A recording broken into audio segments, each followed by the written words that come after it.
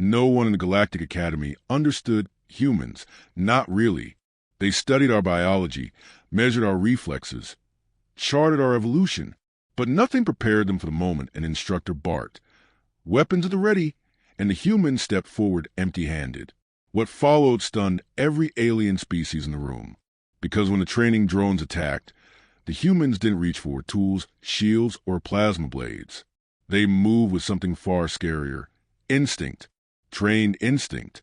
And the instructors realized they'd underestimated humanity again. If this kind of HFY moment already has your curiosity buzzing, go ahead and drop a like. It helps a lot more than you think. And if you enjoy stories where humanity keeps surprising the galaxy, make sure to subscribe so you never miss the next one. Share it with someone who loves sci-fi, too. Now, ready to dive deeper, the Galactic Academy Combat Atrium was never quiet, not truly. Even when it looked peaceful, you could still feel that low mechanical hum vibrating through the reinforced floor, the kind that reminded everyone that this place was built for battle simulations, not comfort. But on this particular morning, the atmosphere felt different. There was tension in the air, subtle but unmistakable, like the whole room was holding its breath.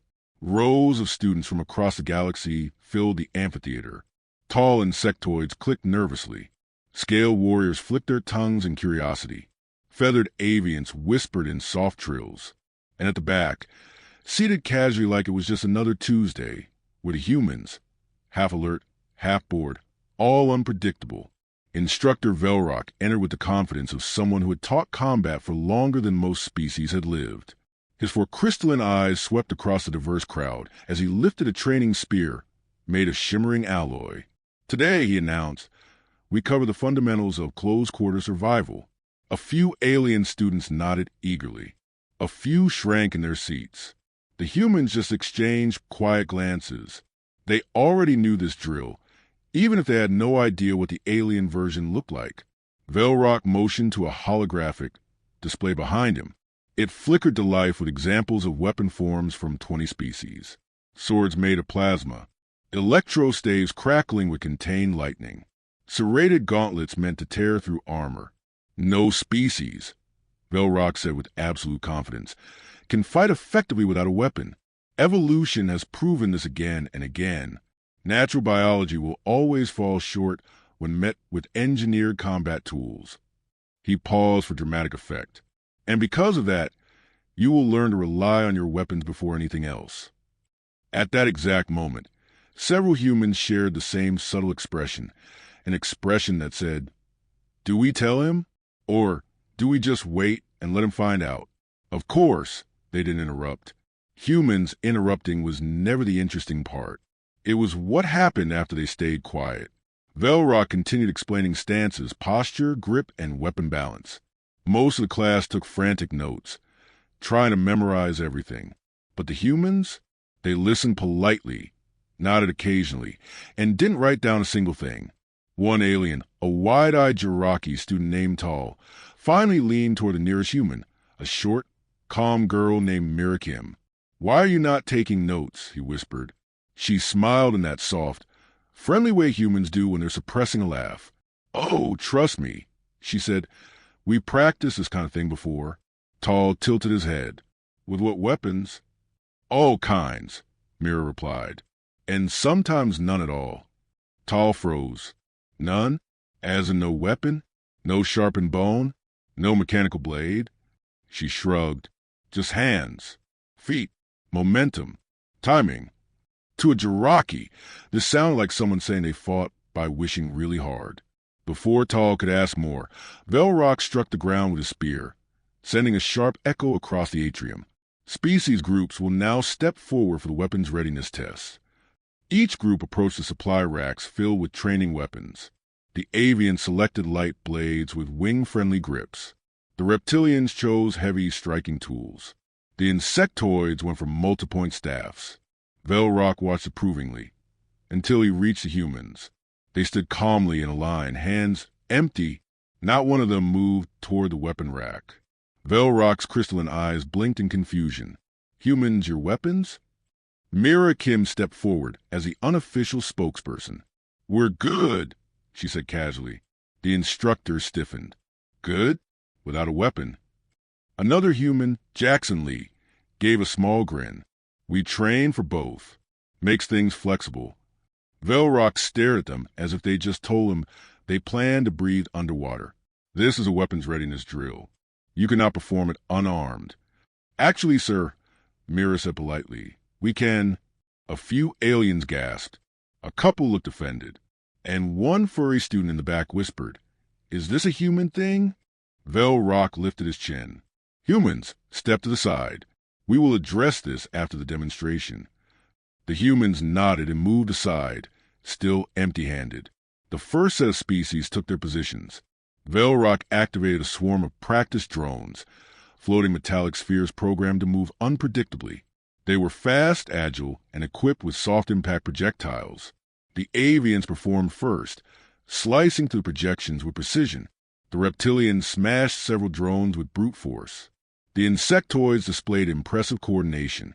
Every species used their tools exactly as the Academy intended. Velrock nodded, pleased. But when it came time for the humans, silence swept through the atrium again. Humans, Velrock said, retrieve your weapons. This is non-negotiable. Jackson shook his head. Instructor, we're really better off without them. Velrock's voice sharpened. No species is equipped to fight barehanded. That is not bravery. That is foolishness. Mira stepped forward again, polite but firm. Sir, if you allow us, we can demonstrate. There is nothing to demonstrate, Velrock snapped. Weaponless combat is an evolutionary dead end. The humans exchanged quick glances, not offended, just quietly amused, like this situation was something they'd lived through more than once. Finally, Velrock exhaled heavily. Fine. Humans, you will perform the drill unarmed. When you inevitably fail, you will repeat the exercise properly with weapons. That word, inevitably, earned a few raised eyebrows from the humans. The drones buzzed awake, surrounding the empty-handed human group. Velrock crossed his arms. Begin. The first drone shot forward. Then another. Then 3 more. And that was the moment everything changed. Mira moved first. No hesitation. No panic. She stepped into the drone's approach, twisted her body, and struck its sensor core with the heel of her palm. The drone spiraled and crashed. Before the second drone could fire, Jackson deflected its arm with sharp forearm block, pivoted, and kicked out of the air. 3 more drones descended. 2 humans intercepted them with clean, practice swipes, disarming motions, fluid and controlled. Another student ducked under a projectile and flipped the drone with a sweeping motion that barely looked like effort. The atrium erupted in whispers. What are they doing? Are those techniques? Are humans born like this? No, idiot, they trained for it. The humans weren't improvising. They weren't guessing. They were working together with the coordination of a well-drilled squad. Velrock's arms slowly lowered. The demonstration didn't stop. Humans kept moving, fast but deliberate, the way dancers follow rhythm or surgeons follow muscle memory. Some strikes were sharp and direct. Others used leverage and momentum. Every action had purpose. When the last drone finally clattered to the floor, the atrium was so silent you could hear the faint hum of cooling circuits. Mira stepped back in line, breathing evenly. Jackson cracked his knuckles. Another human dusted off their sleeves like they just finished warm-ups. Velrock stared at them as though the universe had just rewritten one of its fundamental rules. Humans stood calmly, unarmed, unscathed, unapologetically dangerous. Finally, the instructor whispered, "What are you?" Mira smiled. "Human, sir." And honestly, this was the easy part. The aliens looked at each other in shock, because for the first time, they realized something. Humans didn't need weapons to be dangerous. Weapons were just something humans use when they wanted to make things easier. The debris from the shattered drones hadn't even been cleared when the alien students began crowding around the humans, some whispering, some straight up staring. Some tried to figure out whether what they saw counted as science, sorcery, or both. Instructor Velrock, meanwhile, stood frozen in front of the observation console. His four crystalline eyes were fixed on the combat logs, replaying the human movements in slow motion. Every time Mira struck, every time Jackson pivoted, every time one of the humans redirected a drone's attack with nothing but body mechanics, the instructor's mandibles twitched in disbelief. He had always prided himself on understanding warfare across species, strategy, physics, evolution. But humans had just punched a hole straight through his worldview and done it like they were stretching before lunch. Finally, he turned around, voice tighter than a restraining clamp. Humans stepped forward. The humans exchanged a glance, then moved as a group. They didn't look smug. They didn't look proud. If anything, their expression suggested something much stranger. They looked used to this reaction. Velrock looked from face to face, searching for an explanation. How? He began slowly. Did you counterclass drones designed to simulate lethal multi-angle attacks? Mira Kim rubbed the back of her neck. Practice? Practice? Velrock echoed, half horrified, half fascinated. Jackson shrugged. We've trained for these kinds of threats since we were kids. Different shapes, different speeds. Same idea. That only made the aliens more confused. Tal, the Jiraki student, raised one of his shimmering antennae. You train children to fight unarmed? Mira tilted her head. Thinking, not fight exactly. But we learn the basics, balance, coordination, reacting under pressure. She paused, then added with a tiny smile. And then some of us go way deeper. Some of the aliens shuddered. Their species trained younglings to avoid danger, not chase it with calculated discipline. Velrock paced slowly, absorbing every detail. You executed synchronized maneuvers without communication. It's muscle memory, Jackson said. You train enough, the body remembers. You just move.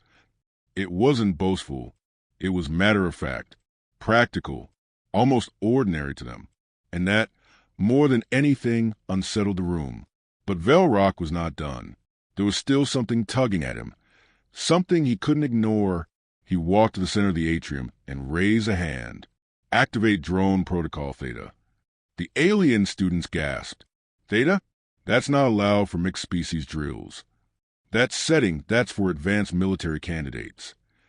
Velrock ignored them. If humans could do what he just saw under standard combat conditions, he needed to know what they could do under real pressure. Dozens of reinforced drones descended from the ceiling. Bigger, heavier, faster. Each one armed with shock pulse emitters and non-lethal kinetic bursts meant to simulate battlefield chaos. Even the humans raised eyebrows. Velrock spoke directly to them. You are certain you wish to continue unarmed? Mira nodded. Yes, sir. You understand Theta level is. We understand. Jackson cut in softly. The instructor hesitated, then gestured. Begin. The drones didn't waste time. They launched forward in synchronized formation, firing shock pulses that lit the room in white-blue flashes. But the humans' reactions weren't panicked. They were intentional. Mira dropped low, sliding under a burst meant to knock her off balance. As she rose, she used the momentum to drive her elbow into the underside of a drone, sending it spinning. Jackson moved differently. Sharp angles, short bursts of power, redirecting force instead of absorbing it. A drone fired a kinetic round toward his chest. He sidestepped and used a palm strike to divert the drone's path into two others. 3 more humans formed a tight triangle, protecting each other's blind spots. They moved like they'd practiced a configuration 1,000 times, not communicating verbally, just reading the shifts in each other's posture. The aliens watched with wide, unblinking eyes. This wasn't species instinct. This wasn't random survival behavior. This was discipline woven into muscle, bone, and reflex. One drone dove at Mira from behind, its shock emitter charging. She didn't look. She didn't turn. But her teammate, Harris, stepped in, catching the drone's limb and flipping in a motion that looked impossibly effortless. Tal whispered, how did he know she was in danger? An avian student answered quietly. They trust each other's awareness. They train as groups, not individuals. More drones swarmed, pulses firing nonstop. Harris took a hit, His shoulder jolted violently from the electric shock, but instead of falling, he grit his teeth, pivoted, and slammed his knee into drone that fired at him. Pain didn't make him retreat. It made him recalibrate. Velrock watched closely. Humans weren't just fighting. They were learning mid-battle, adapting, adjusting, improving. Every movement, every breath, every mistake. They treated all of it as information. No other species did that, not this fast. When another drone fired a wide-area burst, Mira grabbed Jackson's arm and pulled him out of the way. They switched roles instantly, Mira defending, Jackson attacking, the rest filling the gaps. It wasn't perfect, but it was effective.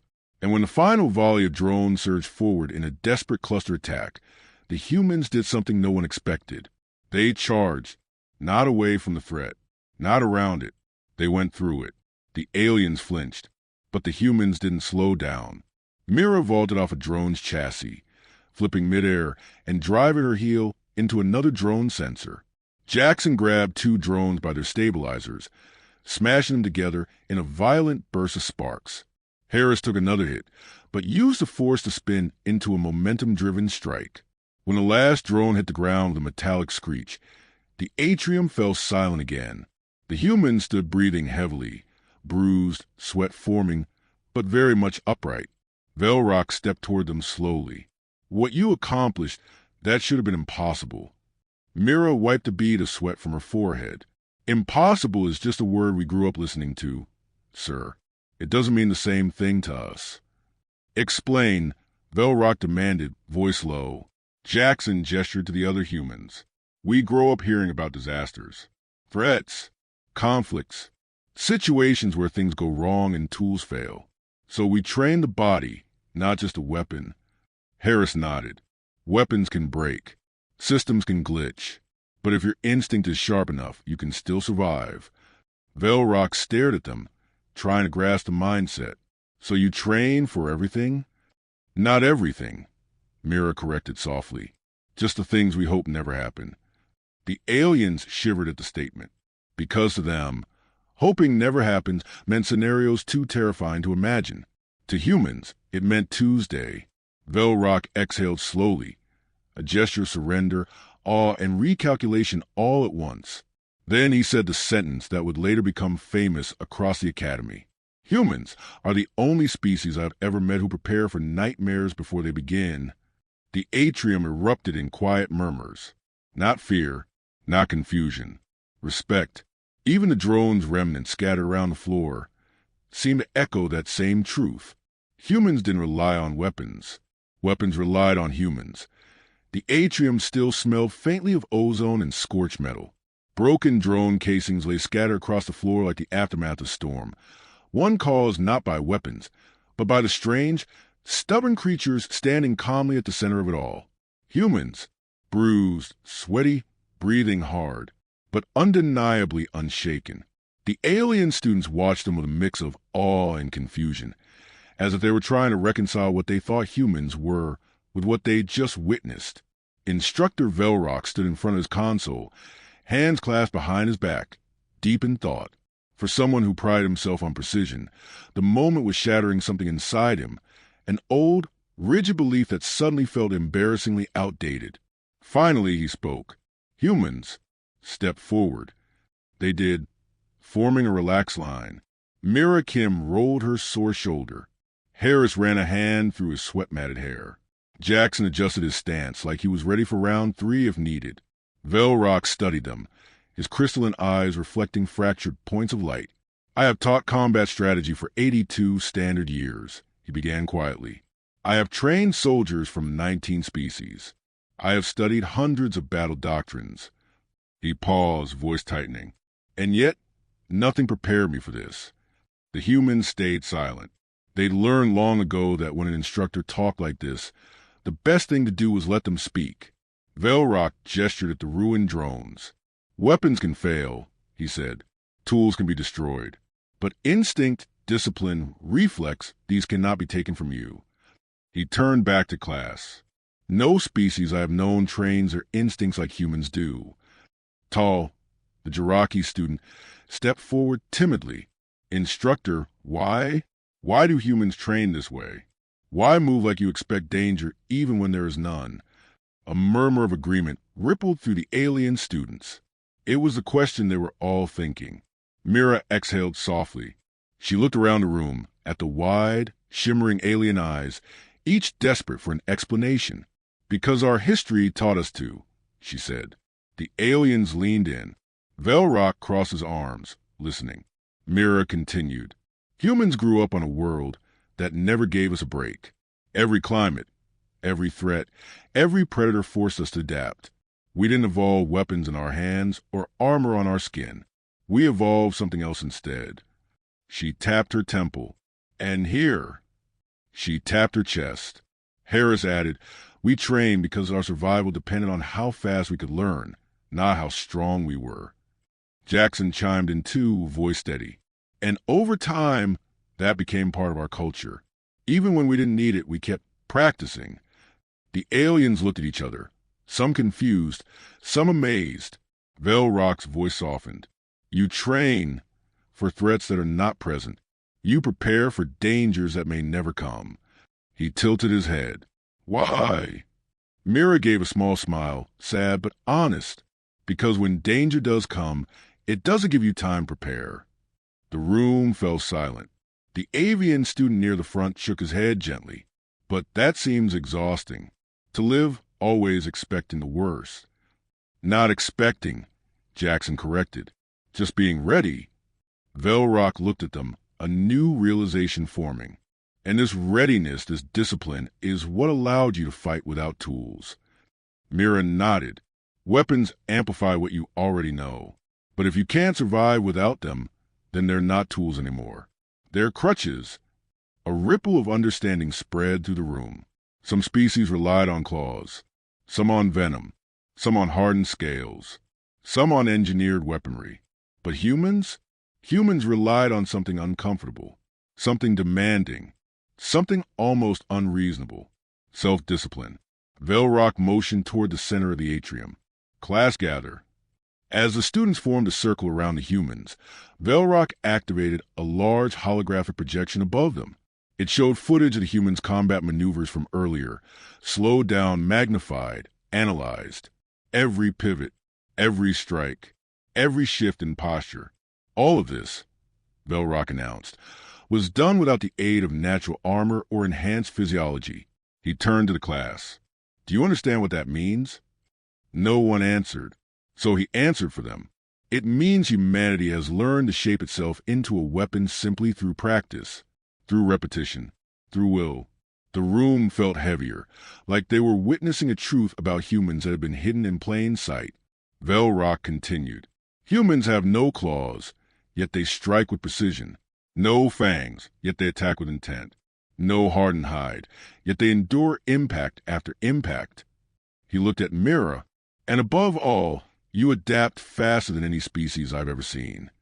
Mira replied quietly, we adapt because we have to. That's all. And that, Velrock said firmly, is what makes you dangerous. Not angry, not scared, not offended, just admirably dangerous.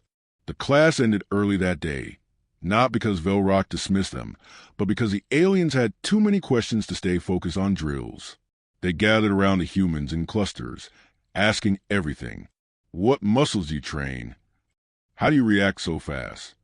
Why didn't the shock stop you? Do all humans learn this? Do you need to meditate to reach that mindset? How do you deal with fear? The last question made the humans pause. Mira looked at the student who asked, how do we deal with fear? She repeated. She thought for a moment. Then she crouched to meet the student's eyes. We don't ignore fear, she said. We just don't let it make decisions for us. Harris nodded. Fear is normal, but training makes it familiar, Jackson added. And once it's familiar, it stops being the enemy. It wasn't bravado. It wasn't tradition. It was simply how they lived. Later, as the other students left, Velrock approached the humans again. Human cadets, he said, voice respectful. You have reframed my understanding of combat education. He paused, mandibles tightening thoughtfully.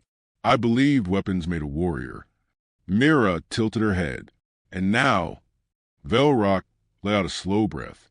Now I see that discipline makes the warrior, and weapons only follow. The humans exchanged small smiles. He continued, tomorrow, we will revise the curriculum. Mixed species training will include unarmed survival drills, and I will ask you humans to assist me in building the module. Mira blinked. You want us to teach? Not teach, Velrock corrected. Demonstrate. Guide. Inspire. The humans stood a little straighter, not out of pride, but out of something quieter. Responsibility. Because somewhere inside, each of them understood, if the galaxy learned how to train like humans, the galaxy would become a little stronger, a little safer, a little more resilient. Velrock bowed slightly. You have shown us what it means to prepare for the unknown. Today, you taught the galaxy something important. He looked at them, voice lowering. You taught us that the most powerful weapon is the one you build inside yourself. The humans bowed back. And for the first time, alien students across the atrium looked at humanity not with confusion, not with fear, not with curiosity, but with respect. The kind of respect earned only through effort, never inherited. The kind of respect that came from showing a truth the galaxy had forgotten. You don't need claws to be dangerous. You don't need armor to be resilient. You don't need a weapon to be powerful.